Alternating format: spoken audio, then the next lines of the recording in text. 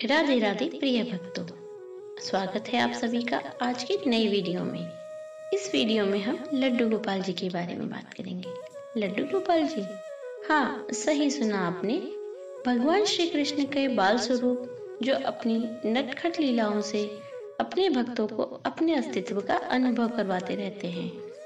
तो आइए सुनते हैं उनकी ऐसी ही एक नटखट लीला के बारे में। एक बार की बात है, किसी गांव में मक्खन लाल नाम का एक व्यापारी रहता था। जैसा नाम वैसा काम, वह मक्खन का व्यापार करता था।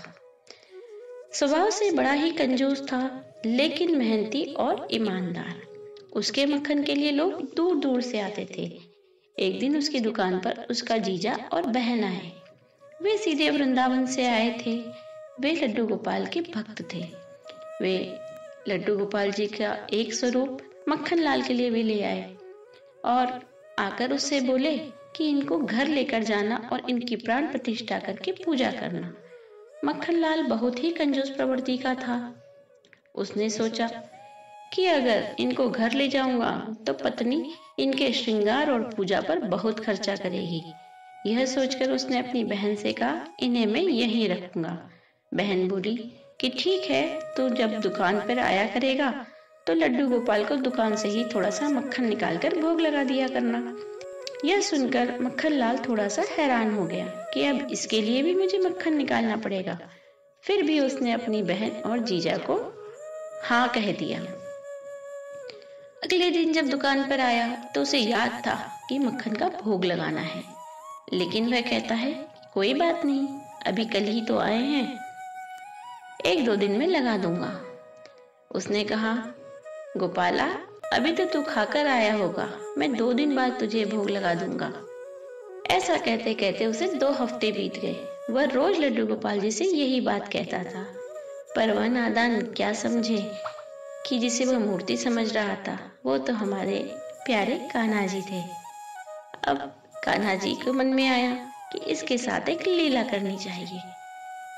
मक्खन लाल रोज आनाकानी करता, अब तो प्रभु के सब्र का बांध टूट गया। एक दिन मक्खन लाल जब सुबह दुकान पर आया तो उसने देखा कि आधा मक्खन ही गायब है। वह सोचने लगा, ऐसा कैसे हो गया, मक्खन कम कैसे हो गया। अब जब उसने मक्खन बेचा तो बिक्री रोज के बराबर ही हुई। उसे उतने ही दाम मिले जितने उसे रोज की मक्खन बिक्री पर करने पे मिलते थे। लेकिन फिर भी उसके मन में उथल पुथल थी कि आधे मक्खन के ही इतने दाम कैसे मिल गए, और आखिर आधा मक्खन गया तो गया कहाँ। अब तो रोज का यही नियम हो गया। मक्खन लाल तो चिंता में पड़ता जा रहा था। उसने सोचा कि आज रात को मैं दुकान पर रुक कर देखूंगा कि मक्खन कौन लेकर जाता है।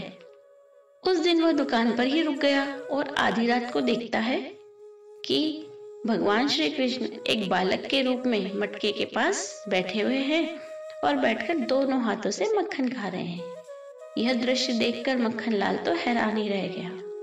अरे ये बालक कहाँ से आया और इसको लेकर कौन आया, इसके माँ बाबा कहाँ हैं?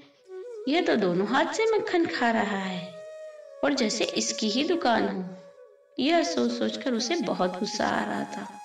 वह जाकर उस बालक को पकड़ लेता है और कहता है कि अब नहीं छोड़ूंगा, अब तो मैंने तुम्हें पकड़ ही लिया। तो वह बालक अभी भी दोनों हाथों से मक्खन खाए जा रहा था।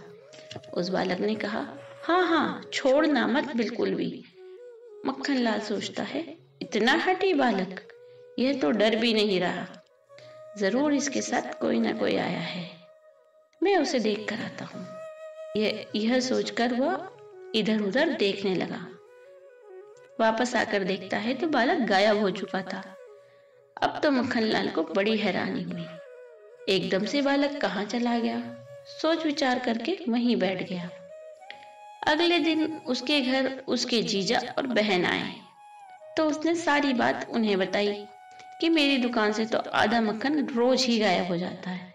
अब उसकी बहन उससे कहने लगी कि अपने जीजा जी को साथ ले जाओ और देखो कि कौन चोर है। जब रात को दोनों जीजा साला दुकान पर छिप कर बैठ जाते हैं, देखने लगते हैं कि आखिर कौन आता है। आधी रात बीती, फिर से मटके के पास बालक आकर बैठ गया, दोनों हाथों से मक्खन खाने लगा।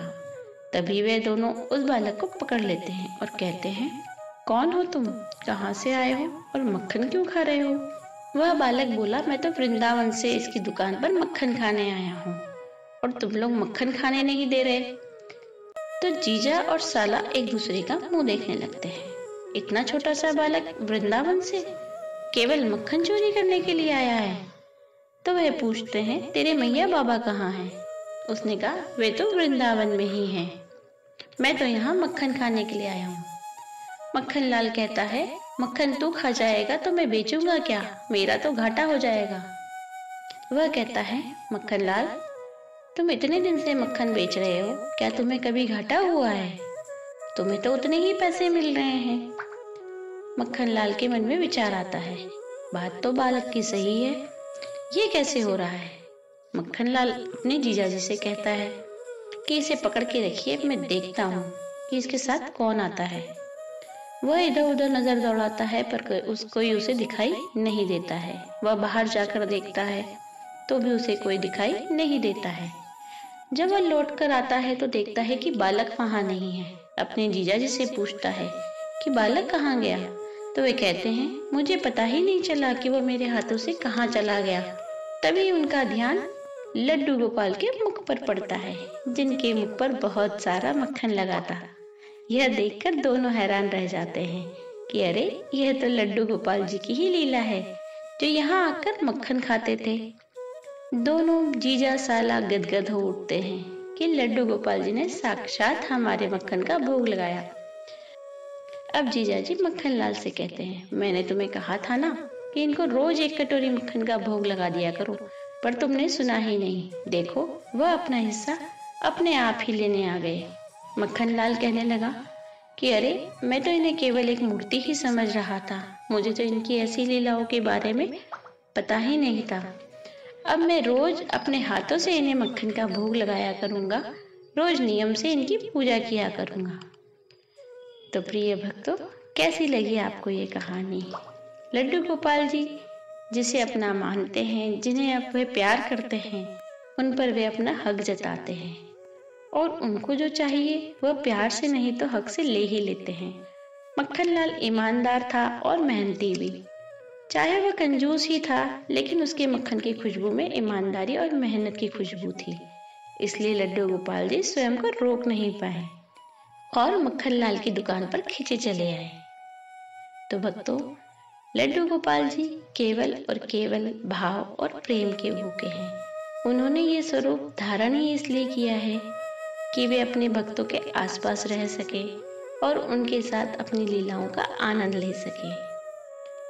जो लोग उन्हें मूर्ति मानते हैं, उनके लिए वह केवल एक मूर्ति है, लेकिन जो लोग उन्हें अपने घर का सदस्य, उन्हें अपना लल्ला मानते हैं, उनके लिए वह साक्षात लल्ला के रूप में ही आज भी अपनी अटखेलियां करते हुए दिखाई देते हैं। तो मिलेंगे अगली वीडियो में, तब तक के लिए जय श्री कृष्णा, राधे राधे।